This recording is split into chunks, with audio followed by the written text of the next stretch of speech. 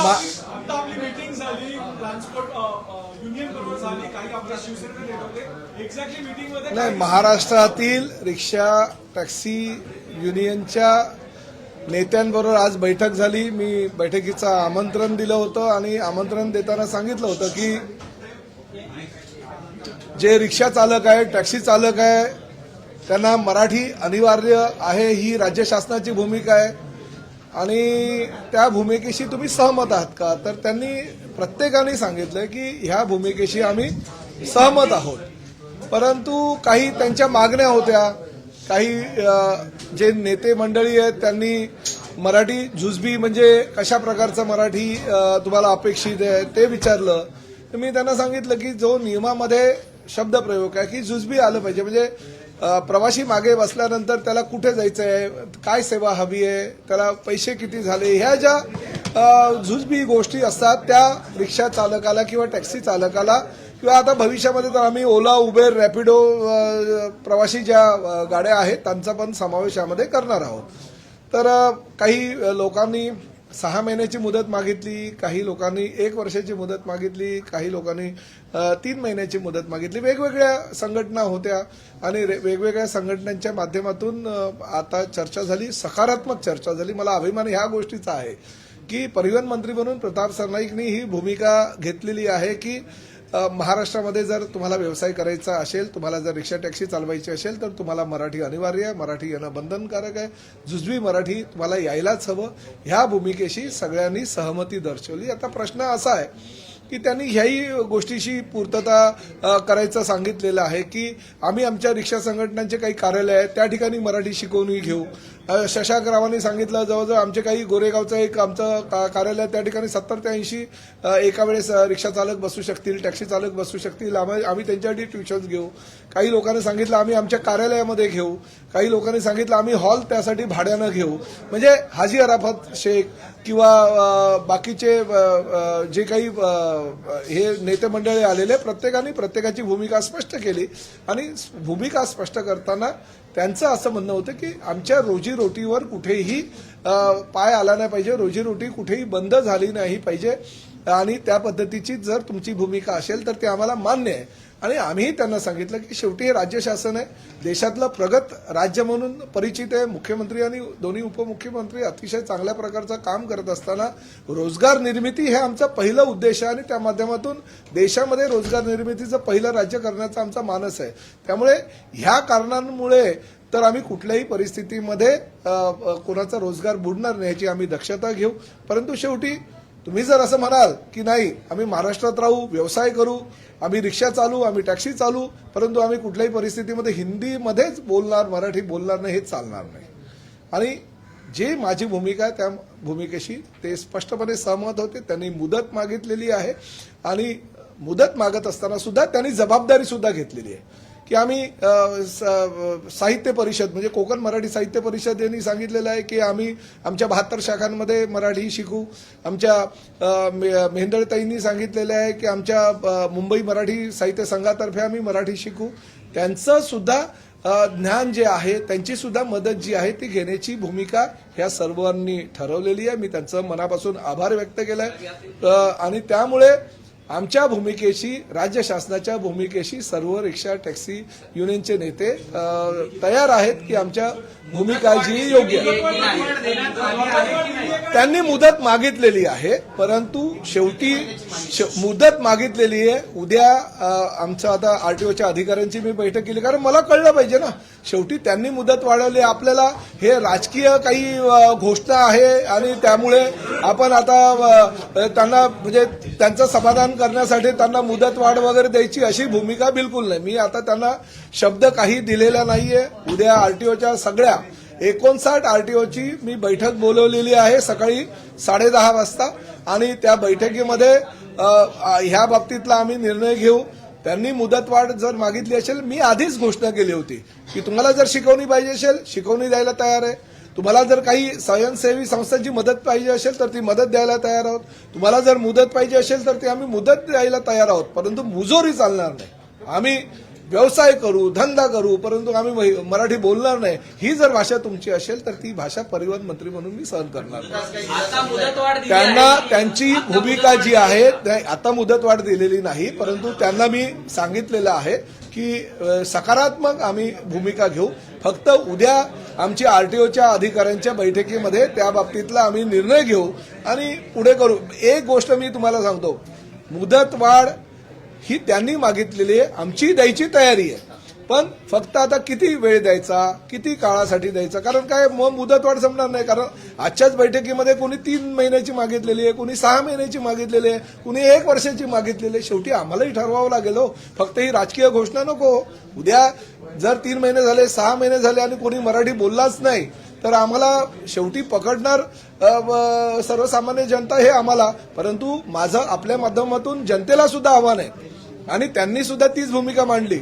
जर ड्रायव्हर आणि म्हणजे टॅक्सी ड्रायव्हर किंवा रिक्षा ड्रायव्हर हा हिंदी आहे, हिंदी भाषिकच आहे असं समजून प्रवाशांनी सुद्धा त्यांच्याबरोबर हिंदीमध्ये संवाद साधणं योग्य नाही. जबाबदारी प्रवाशांची सुद्धा आहे. प्रवाशांनी सुद्धा त्यांच्याबरोबर मराठीमध्ये संवाद जर साधला तर 70% काम इकडेच आमचं संपेल. 15 ऑगस्ट पर्यंत त्यांना मुदतवाढ देण्याचा निर्णय आहे का? 6 महिन्याचा किंवा 3 महिन्याचा काही कालावधी देण्याची सरकारची भूमिका आहे? नाही, आम्ही वेळ देऊ, योग्य ती वेळ देऊ. ह्या बाबतीतला निर्णय उद्या मी घेईल. परंतु शेवटी काही आता बघा, मी मीरा भाईंदरच्या लोकप्रतिनिधींनी पत्र दिलं होतं आणि त्या पत्राच्या अनुषंगानं मी माहिती घेतली. मीरा भाईंदरला रिक्षा परमिट तपासणी 3066 झालेली आहे. म्हणजे 1 महिन्यापासून आम्ही ही मोहीम केली तर 3066 रिक्षा परमिट तपासणी आम्ही केलेली आहे. मराठी ज्ञान नसलेले त्यामध्ये 499 आम्हाला हे चालक मालक आढळलेले आहेत आणि मराठी ज्ञान असलेले 2567 आहे. म्हणजे 16.27% आजपर्यंतचा जो रिपोर्ट आहे त्याच्यामध्ये मराठी ज्ञान नसलेले रिक्षा चालक मालक आहे. म्हणजे आम्हाला हे कळलंय की आता बाबा एवढ्या संख्येपैकी एवढी जी पर्सेंटेज आहे ती लोक हिंदी भाषिक आहे. म्हणजे शासनाला सुद्धा त्यांची भूमिका ठरवत असताना ह्या गोष्टींचा सारासार विचार करावा लागेल. मीरा भाईंदरला हिंदी भाषिक जास्त आहे, त्या ठिकाणी पर्सेंटेज आहे.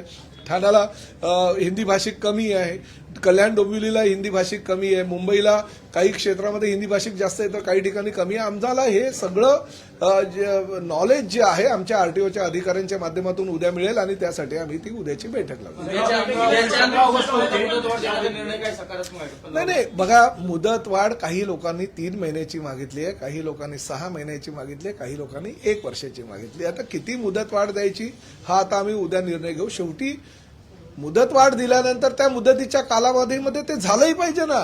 फक्त बैठक घ्यायची आणि मुदत मागायची, पण काही त्यातनं शक्य जर होणार नसेल तर ते नाही. आता शेवटी ही काय राजकीय घोषणा नाही.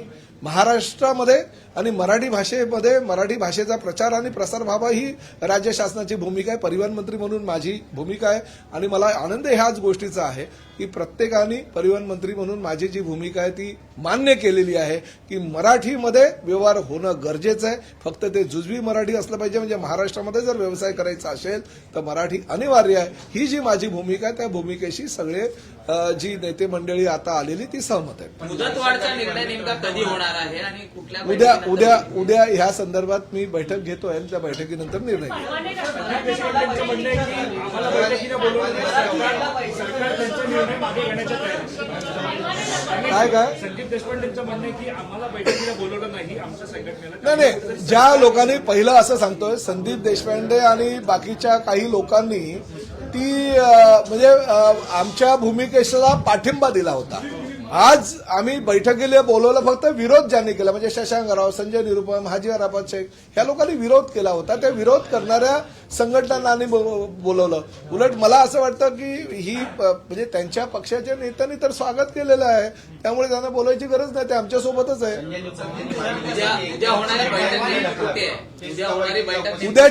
उद्या आमच्या परिवहन भवनमध्ये ही बैठक आहे. उद्याच्या बैठकीमध्ये त्या बाबतीतला आम्ही निर्णय घेऊ.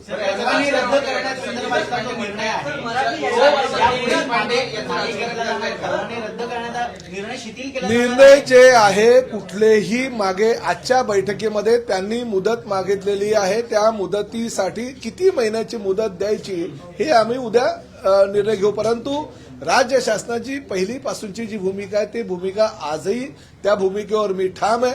माझं आजही असंच म्हणणं आहे, महाराष्ट्रामध्ये व्यवसाय करायचा असेल तर मराठी अनिवार्य आहे. की संजय निरुपमला 2 कानाखाली वाजवली असती, आनंद दिघे असते तर एकनाथ शिंदेने एक तरी वाजवला. मला माझं असं म्हणणं आहे की या विषयावर मला जायचं नाही. मूळ मुद्दा बाजूला राहील आणि काहीतरी तिसराच मुद्दा मध्ये येईल. मराठीची गळचेपी ह्या सगळ्या मुद्द्यांमुळे आजपर्यंत झालेलं नाही. आजही प्रताप सरनाईक ठाम आहे, म्हणून आज या ठिकाणी मी जे विरोध केला त्या लोकांना बोलवलं आणि त्यांनी सुद्धा माझ्या भूमिकेवर सहमती दर्शवली. मला असं वाटतं की बाकीच्या राजकारणाशी मला काही घेणं देणं नाही. मी खऱ्या अर्थानं मराठी आणि मराठीचा प्रचार आणि प्रसार करणारा परिवहन मंत्री आहे आणि माझ्या भूमिकेशी सर्व नेते मंडळी सहमत आहे. ह्या गोष्टीचा मला आनंद आहे. हिंदी असं म्हणतात की मराठी यायला पाहिजे असं संघटनांनी मान्य केलं, मात्र एवढ्या वर्ष व्यवसाय करून मराठी येते म्हणून खंत व्यक्त केली काय बैठक? नाही, ठीक आहे. आता त्यांना खंत वाटते. काही लोक ज्या हिंदी भाषिक लोक आज जे आले होते ते सुद्धा मराठीमध्ये चांगल्या प्रकारे बोलत होते. मी प्रत्येकाला सांगितलं, शशांकराव कर्नाटकाचे आहेत मूळचे, परंतु ते कर्नाटकामध्ये गेल्यानंतर आजही त्यांनी मला सांगितलं की माझ्या आईशी कानडी भाषेत बोलतो. त्यामुळे त्यांच्या मातृभाषेबद्दल त्यांना प्रेम आहे, ते चांगल्या प्रकारे बोलतात. तर मी बोललो मी मराठी आहे आणि मी जर मातृभाषेवर, जसं तुम्ही मातृवर आणि मातृभाषेवर प्रेम करता तसं जर मी केलं तर वावगं काय, चुकीचं काही नाहीये. संजय निरुपम होते, मी त्यांना सांगितलं की आधी तुम्ही हिंदी सामन्याचे संपादक होतात, तुम्हाला असं वाटलं की बाळासाहेब कदाचित मराठी सामन्याचे सुद्धा तुम्हाला संपादक करतील म्हणून तुम्ही किती अस्खलित मराठीमध्ये बोलायला शिकलात.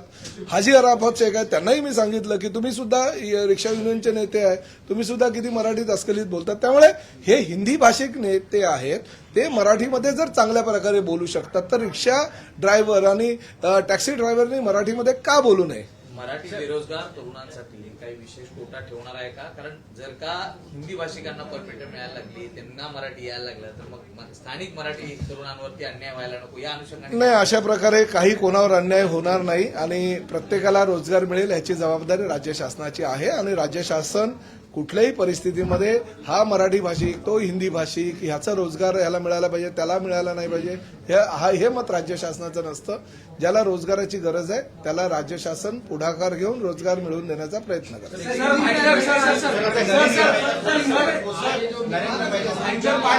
जमिनीचा विषय आहे, त्यामध्ये तुमच्यावर पुन्हा एकदा नरेंद्र मेहतांनी आरोप एक गोष्ट सांगू का, मी ह्या भूमिकेवर ठाम आहेत. आता हा मुद्दा नरेंद्र मेहतानीच घेतलाय ना आणि त्यांनीच पत्र दिलं, त्याच पत्राच्या आधारे हे सगळी आमचा म्हणजे जे मीरा भाईंदरला रिक्षा परमिट तपासणीची जी मोहीम आहे त्यांच्याच पत्रानुसार चालू केलं. त्यांनी दिलं पत्र आणि त्यानुसार ती मोहीम चालू केली. त्यामुळे कुठला तरी मुद्दा डायव्हर्ट करण्यासाठी जर कोणी काही करत असेल ना, मी अशा लोकांना भीक घालत नाही आणि मी स्पष्टपणे सांगतो, बऱ्याच लोकांना असं वाटत होतं हे पुढे जाणार, हे मागे फिरणार, हे आता काय मराठीचा मुद्दा सोडून देणार. प्रताप सरनाईक ठाम आहे या भूमिकेवर. कुठल्याही परिस्थितीमध्ये महाराष्ट्रामध्ये जर व्यवसाय करायचा असेल, तुम्हाला जर काम करायचं असेल तर मराठी अनिवार्य, मराठी यायलाच पाहिजे. संजय साहब, आज की जो मीटिंग हुई, हिंदी में बताइए कि मीटिंग में क्या फैसला हुआ? मैं सबसे पहले सभी रिक्शा टैक्सी यूनियन के हमारे जो नेते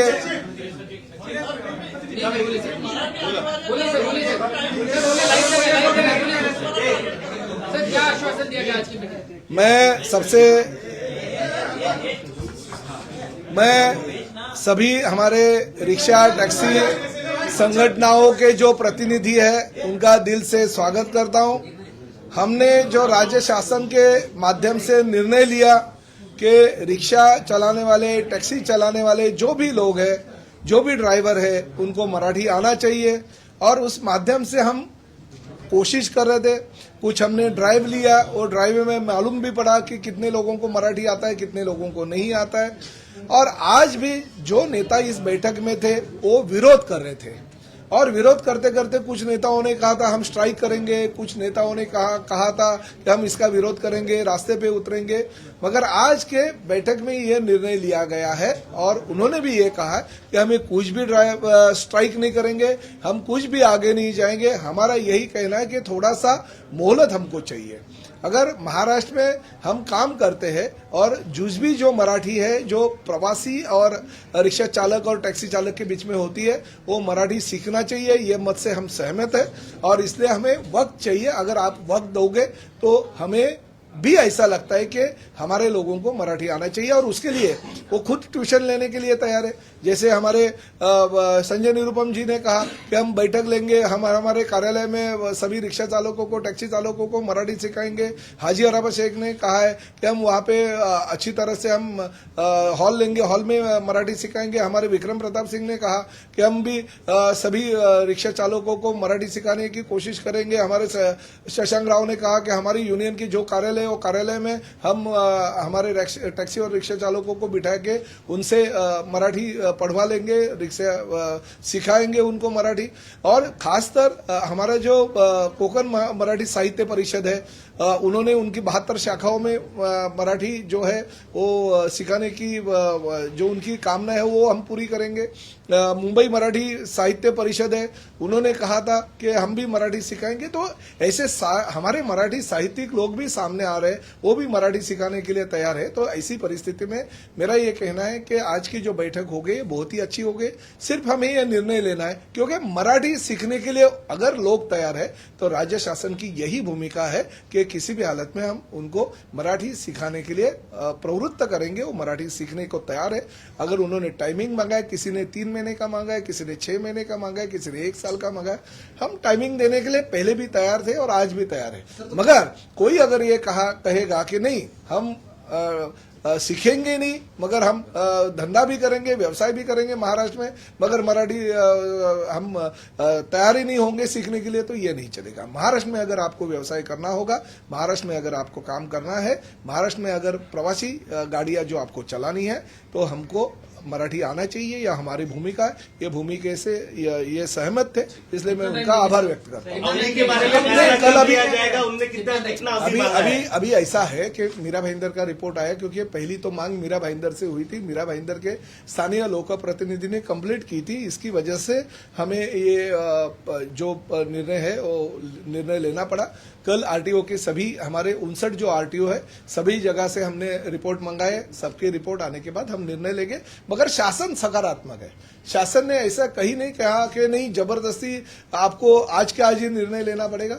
आज नहीं तो अभी इतने साल रुके भाई, थोड़ा दिन रुकने के लिए हमें कोई ऐसे नहीं है कि जबरदस्ती हम कर रहे हैं, मगर उसका टाइमिंग निश्चित होना चाहिए। जो लोगों ने मांग की है वो लोगों ने जिम्मेदारी भी लेनी चाहिए कि नहीं, हम अगर 3 महीने का टाइमिंग मांगते हैं, हम अगर 6 महीने का टाइमिंग मांगते हैं, तो हमारी जिम्मेदारी हमारी लोगों को वो 3 महीने में या 6 महीने में हम सिखाएंगे। Thank you sir. जो ड्राइव है उसमें रोहिंग्या और बांग्लादेशी लोग भी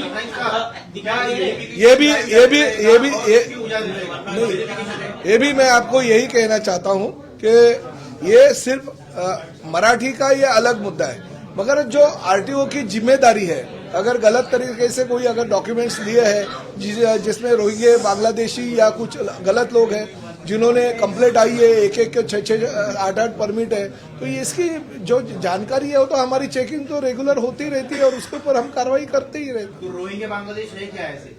मिलेंगे, अभी तक तो नहीं मिले, मगर मिलेंगे तो जरूर उनको